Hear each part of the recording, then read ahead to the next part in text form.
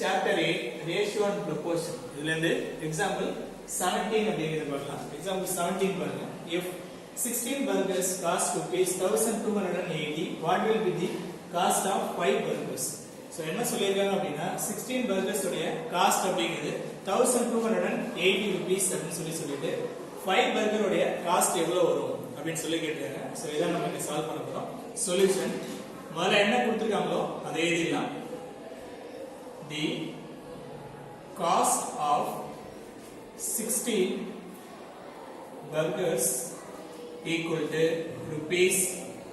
1280 so இதுல நம்ம என்ன பண்ணலாம் அப்படினா முதல்ல 1 burger உடைய காஸ்ட் என்ன வரும் அப்படிங்கறத நம்ம முதல்ல கண்டுபிடிக்கலாம் cost of 1 burger equal to அது எப்படி கண்டுபிடிக்கலாம் அப்படினா 16 அப்படிங்கறதுடைய ரூபீஸ் இங்க கொடுத்துட்டாங்க சோ நம்ம என்ன பண்ணலாம் அப்படினா 1280 அப்படிங்கறத 16 ஆல டிவைட் பண்ணனும் 16 ஆல டிவைட் பண்ணிட்டீங்க அப்படினா 1 burger உடைய காஸ்ட் என்ன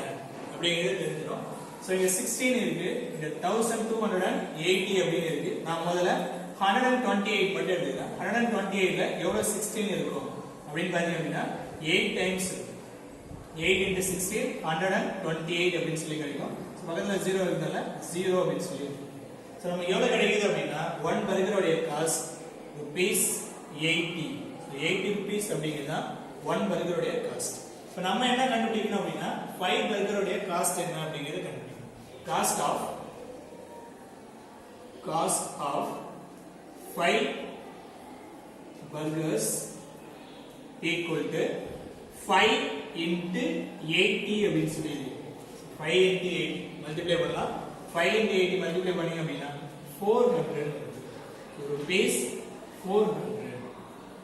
சோ 5 burger உடைய காஸ்ட் அப்படிங்கிறது எவ்வளவு இருக்கு அப்படினா 400 rupees இருக்கு